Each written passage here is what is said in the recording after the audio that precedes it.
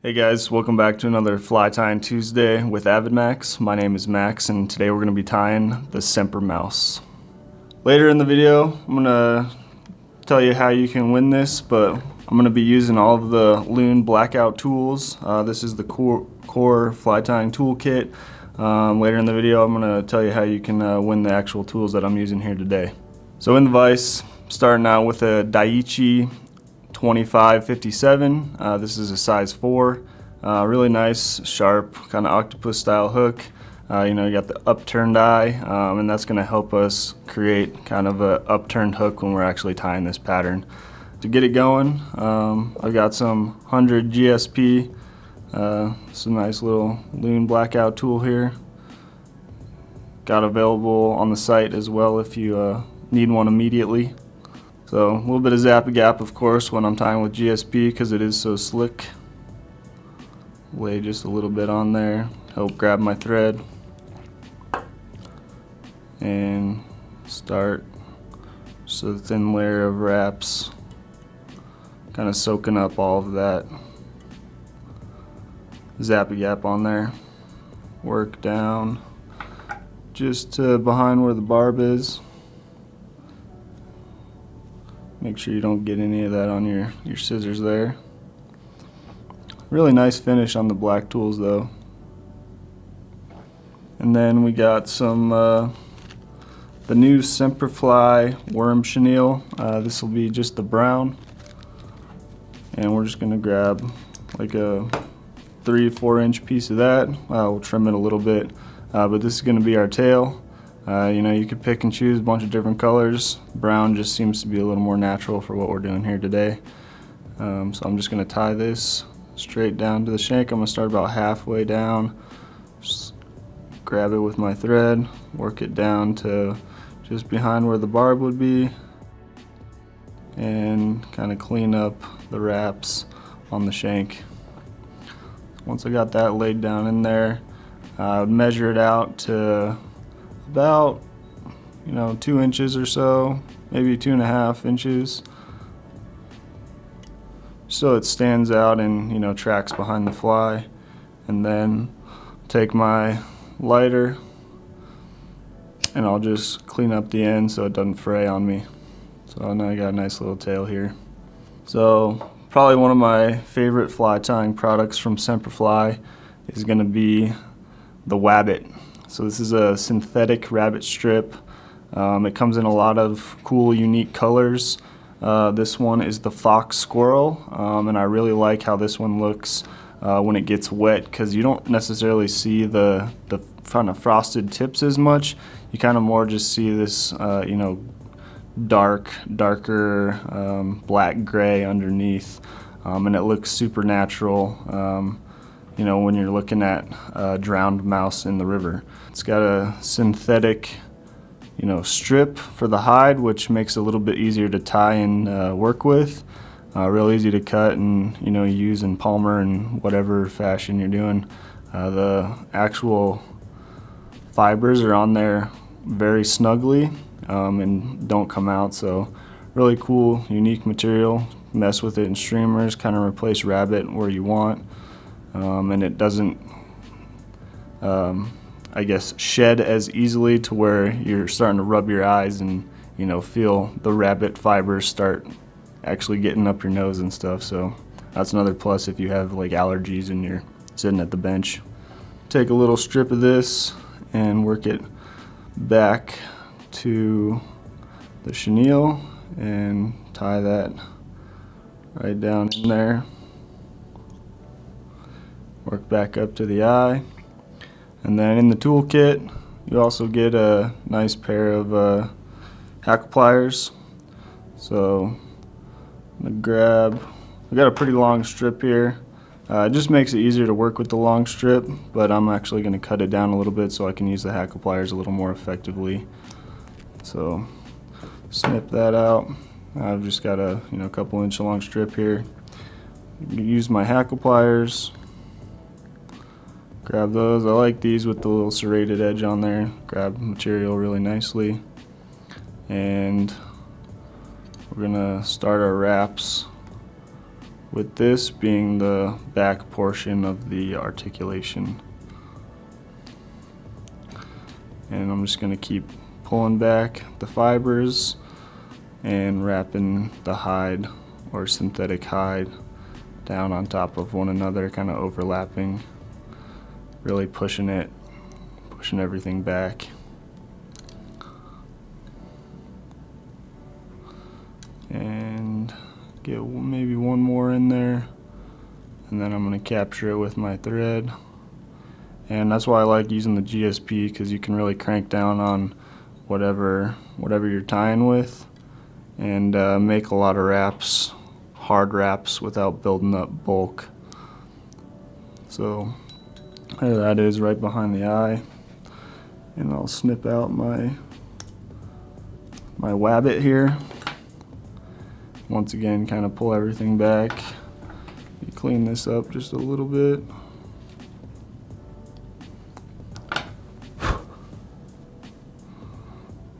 So there's our little butt section there.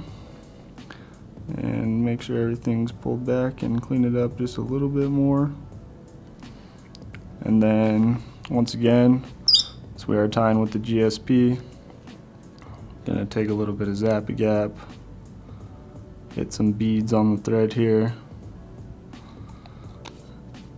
and then instead of starting my whip finish immediately, I'm gonna make a couple more wraps so that zap really lays down and gets in the threads before I do my whip finish.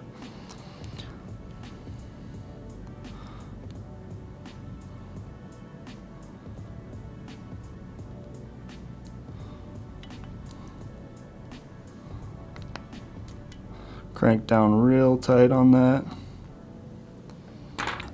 and snip out my thread. So now I've got my little articulated mouse booty in here, and we're gonna actually get the backing in there to articulate the fly, or attach it to the front hook or shank. So I'm gonna take a little threader, and I'm going to feed the threader through there. Really nice thing to have on your bench if you don't have one. Kind of find a number of different ways to use it. So I'm going to take a little bit of the backing, slide it through, and there's one. And then we're going to do it again with the other side. So bring that one through. And slide a piece of backing in there, and we're going to pull that one through.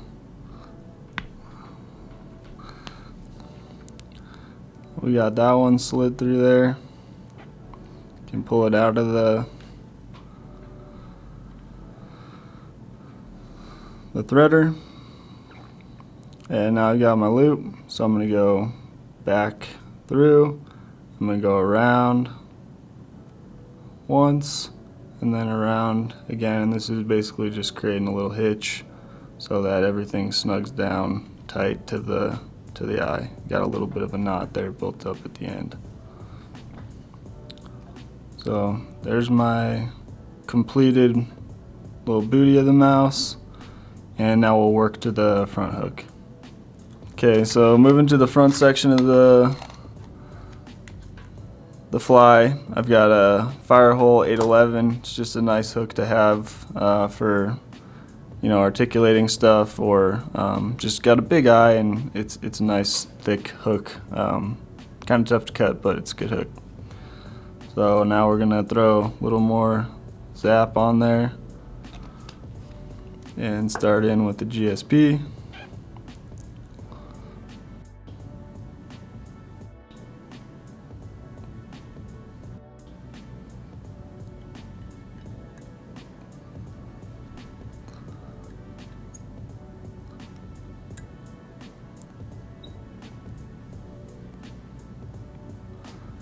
And I snip out my tag here, lay a little thread base down, and now we'll take our little booty section of the mouse, make sure my thread is towards the end.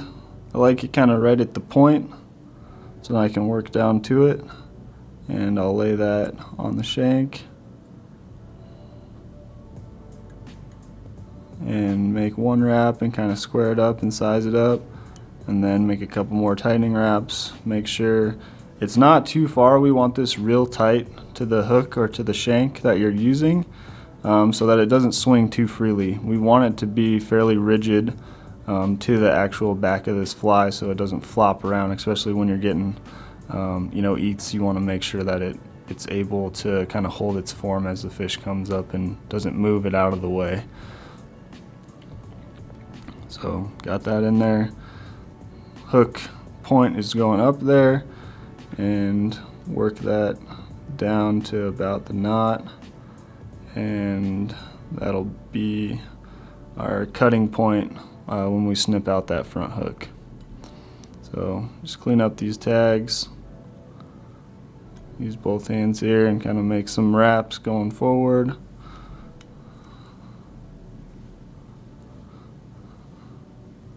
And stop, make some real tight wraps, and then we'll fold it back over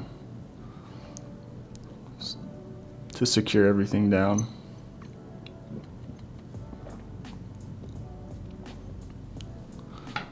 Snip out our backing.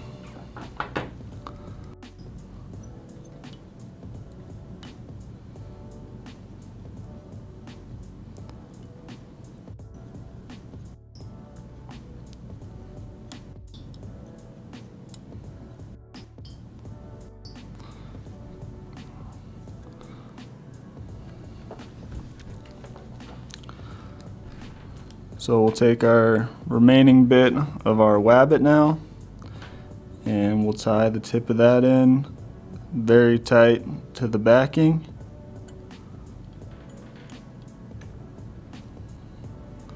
A couple loose wraps to capture it, and then start tightening it up and work our thread all the way back up to just behind the eye. Get my pliers again, and I'll start making my wraps going forward, making sure this is real tight to that back hook there. Make sure it doesn't move up on you.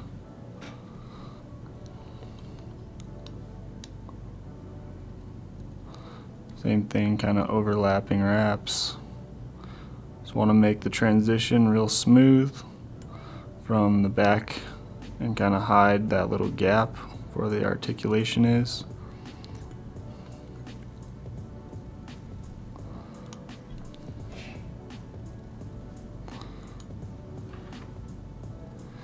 And I want these to be real tight together so it makes a really nice full body.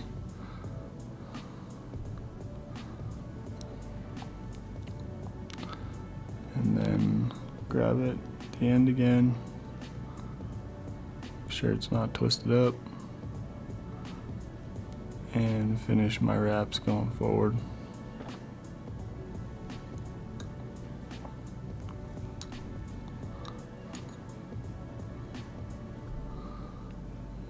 Stopping just behind the eye.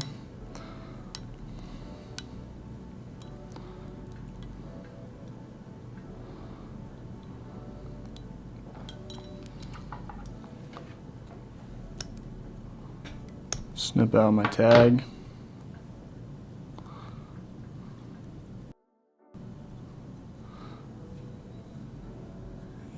and very nicely even, kind of a little bit of a taper as we kind of were thin back here and went to, you know, a thicker, heavier wrap up front. So pretty rigid back here, just like we want it. It's not too floppy, but it holds its form and still can wiggle around a little bit. So wet this, kind of pull stuff out of the way, and now we'll get into the actual head of the fly. So I want to pull back just a little bit, make a couple more wraps, allowing myself some room to lay down a nice base of Zap, and lather this on pretty tight. Guess before I get there, I got my 6mm foam block here, pretty thick. So we're using such a thick foam up front so that it really props the head up while it's swimming in the water. If you ever see, you know, a mouse or a rat or something swimming through the water, their head is going to kind of stay buoyant as the rest of their body kind of sinks, and that's what this fly really does a good job of imitating, is kind of the swimming motion of that fly. So it kind of gets a little bit of back and forth movement while the head stays up, obviously so that they can breathe. And then they'll be swimming through the water, and their tail and, you know, little feet will be kicking. So this does a really good job of imitating that natural motion of them swimming in the water, and that's why this fly is tied the way that it is. So we got our 6mm block. We'll cut just a nice even cut. If you take just the foam out, comes in a nice, you know, I don't know, 4 or 5 inch by like 3 inch or so.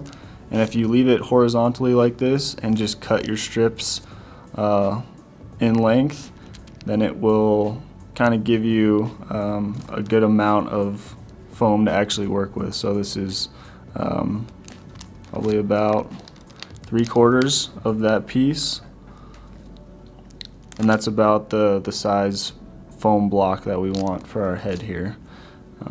It's kind of thick and tough to like tie and keep situated on the shank, but you need this thick of a foam to really prop it up and swim how it's supposed to, especially as it gets a little saturated with water as you're fishing it. So I'm going to fold this back a little bit more than halfway, so I leave a little bit more room on there. Back just a little bit, so just a little bit left over there.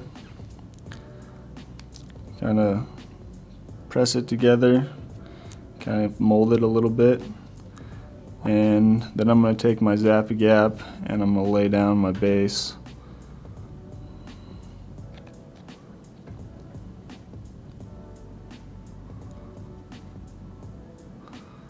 I'll slather it on there, and I really want to make sure that I kind of put it on in the right spot so it catches some of that. Make sure my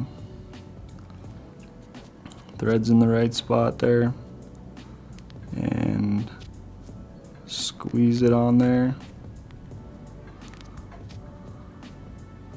Hold it back from both sides, and then I'm going to start making some tightening wraps. I'm going to keep pulling it tighter. If you do it too tight all at once, it might cut through the foam because the GSP is so sharp. So there it is, just on there. You can see it really bulks everything up and creates a nice head on there.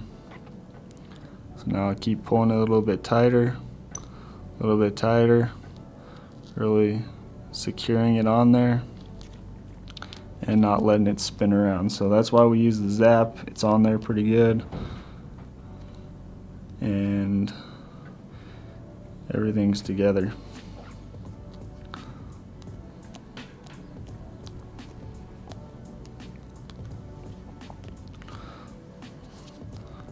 Another couple tight wraps and pull. Now I'm going to go back in with some more Zap. Straight on the thread. And make a couple more wraps so that it gets all soaked in there.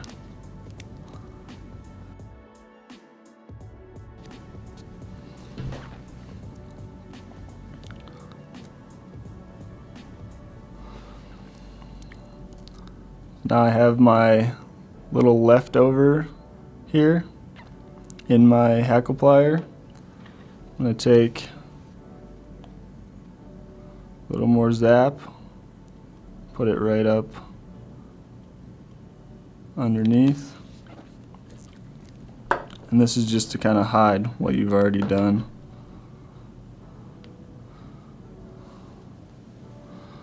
Lay that down on there. Make one more wrap around. And then I'll bring thread up right behind the eye.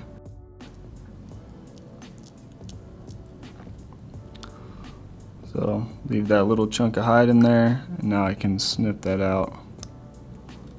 But it just kind of helps hide those thread wraps and make it kind of look a little bit cleaner as you're going in there.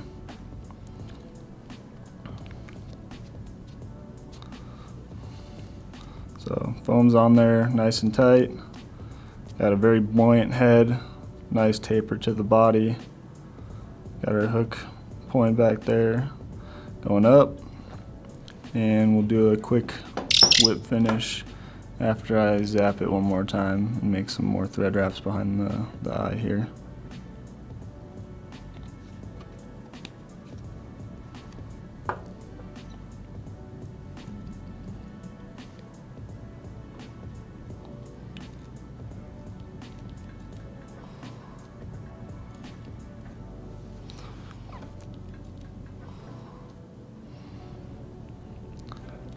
Do my whip finish, kind of pull my foam back, make sure I'm not crowding the eye by any means. Work it back there and pull everything tight.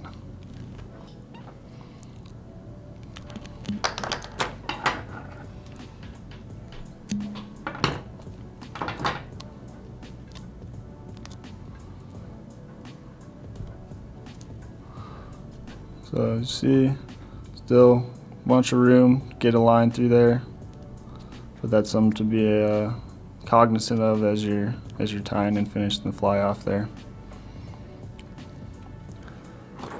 Take the last kind of finishing touches, shorten the ears down just a little bit, just a nice straight bevel line, nice cut right through there, and then we'll have them. Take my scissors and cut the ears directly in half. Now I got some nice little ears, see there, and then we'll finish it off with some glow eyes. So these are just glow in the dark 6.35 mil hairline glow in the dark eyes. Check them out, they're pretty cool. And we'll use some Zap-a-Gap to secure those down. Little blob on there.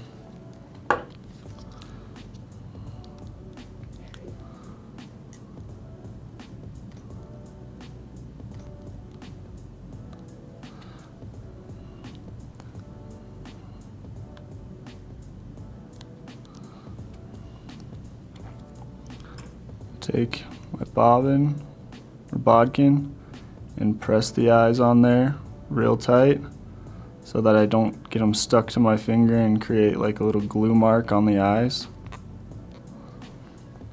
and really grab into the foam there. So we got one side done, and we'll get the other side here.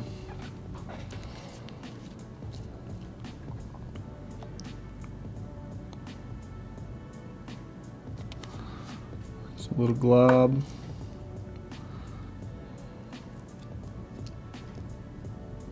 My eye. Press them on there. And then once again, press real hard with my bodkin. The zap really eats the eye into the foam, trying to eliminate any marks on the glow in the dark part.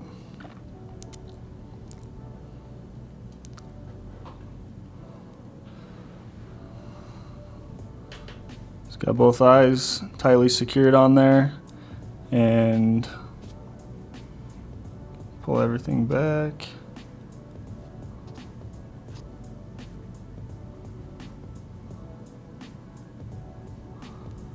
And final step would be to snip out the front hook here. So we want to get as close as we can to the backing that we used. And I've just got a pair of dikes here. I want to make sure that I do it away from myself so it hook point doesn't stab me in the eye, and snip that out. So this is my remaining piece of the hook, and makes a real clean transition there for the rest of the fly. So there you have it, the Sempermouse.